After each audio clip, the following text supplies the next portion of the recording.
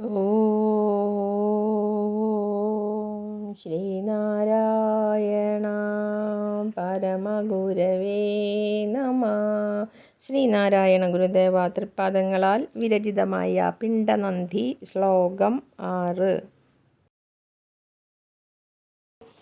രേതസ്സു തന്നെ ഇത് രക്തമൊടും കലർന്നു നാദം തിരണ്ടുരുവതായി നടുവിൽ കിടന്നേ. മാതാവുമില്ലവിടെയന്നു പിതാവുമില്ലൻ താതൻ വളർത്തിയവനാണിവനിന്നു ശംഭോ.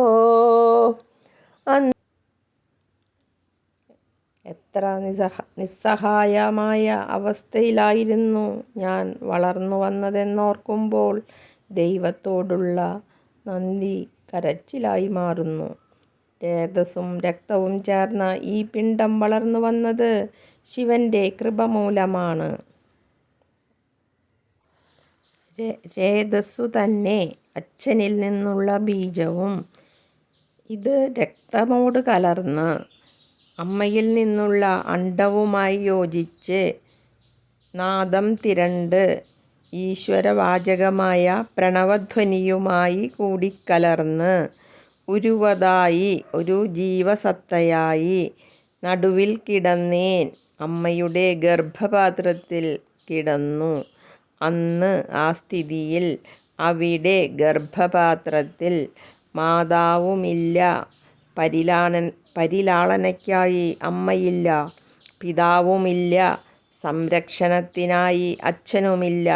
ശംഭോ, അല്ലയോ ശിവപ്പെരുമാനെ, ഇന്ന് ഇവൻ, ഇപ്പോൾ ഈയുള്ളവൻ എൻ താതൻ വളർത്തിയവനാണ്. എൻ്റെ പിതാവായ അങ്ങു തന്നെയാണ് എന്നെ വളർത്തിയതെന്ന് ഞാൻ അറിയുന്നു. അല്ലയോ ശംഭോ, അച്ഛനിൽ നിന്നുള്ള രേതസ്സും അമ്മയിൽ നിന്നുള്ള രക്തവും ഒന്നായി തീർന്ന ഉരുവിൽ പ്രണവനാദം അതിൻ്റെ സഹജ സംഗീതമായി മാറി. ഗർഭപാത്രത്തിൽ 4-5 മാസം കിടന്നു. അപ്പോൾ അവിടെ അച്ഛനും അമ്മയും ഉണ്ടായിരുന്നില്ല. എന്നാൽ പരമപിതാവായ ഈശ്വരൻ്റെ പരിപാലനം മാത്രമാണ് അപ്പോൾ ഈയുള്ളവന് ഉണ്ടായിരുന്നത്. രേതസ് എന്നാൽ സുരതത്താൽ പുരുഷനിൽ നിന്നും സ്രവിക്കുന്നത്, സ്ത്രീയിൽ നിന്നും ഉടലെടുത്തിട്ടുള്ളത് രക്തം. സ്ത്രീയുടെ അണ്ഡവും പുരുഷൻ്റെ രേതസ്സും കലർന്നുണ്ടാകുന്ന ഉരുവിൽ നാദം തിരളുന്നു. ജീവൻ്റെ ആദ്യ സ്ഫുരണത്തോടെ പ്രണവധ്വനി അകം മുഴുവനും നിറഞ്ഞു മുഴങ്ങുന്നു. മാതാവുമില്ലവിടെ അന്ന് പിതാവുമില്ല, എൻ താതൻ വളർത്തിയവനാണിവനിന്ന് ശംഭോ. ഗുരു പറയുന്നു, നമുക്കൊക്കെ ഒരേയൊരു പിതാവേയുള്ളൂ. കാരണം ജനിക്കുമ്പോൾ നമ്മെ വളർത്തിയത് ഇപ്പോൾ വളർത്തിക്കൊണ്ടുവരുന്ന പെറ്റമ്മയോ അച്ഛനോ അല്ല. പ്രസവിക്കുന്നതിന് മുമ്പ് നമ്മെ വളർത്തിയ ഒരു അച്ഛനുണ്ട്. ആ താതനെക്കുറിച്ചാണ് പറയുന്നത്. നാം നമ്മുടെ കുഞ്ഞുങ്ങളെ വളർത്തുമ്പോൾ ശ്രദ്ധിക്കേണ്ട ഒരു കാര്യം ഓരോ കുഞ്ഞും ഈശ്വരൻ്റെ സൃഷ്ടിയാണെന്നാണ്. എന്നാൽ നമ്മൾ അവകാശപ്പെടുന്നത് ഓരോ കുഞ്ഞും നമ്മുടേതാണെന്നാണ്. അമ്മ പറയുന്നു എൻ്റെ കുഞ്ഞ്, അച്ഛൻ പറയുന്നു എൻ്റെ കുഞ്ഞ്. രണ്ടുപേരും കുഞ്ഞിൽ അവകാശം ഉന്നയിക്കുമ്പോൾ ഈശ്വരൻ്റെ അവകാശം വിസ്മൃതമായി പോകുന്നു.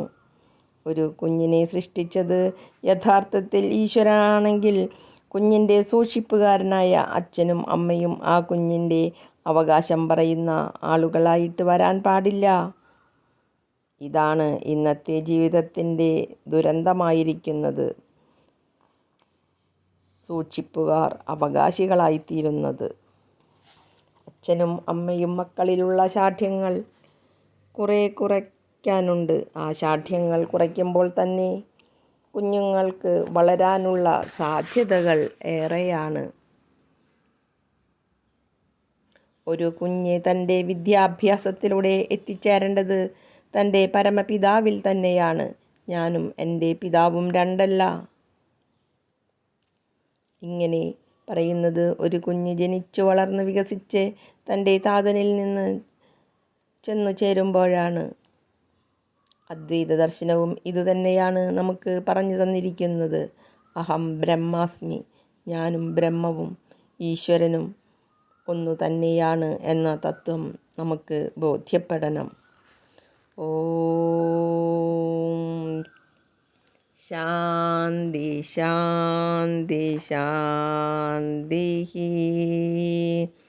ഓം തത് സത് ശ്രീ നാരായണ ഗുരു അർപ്പണമസ്തു.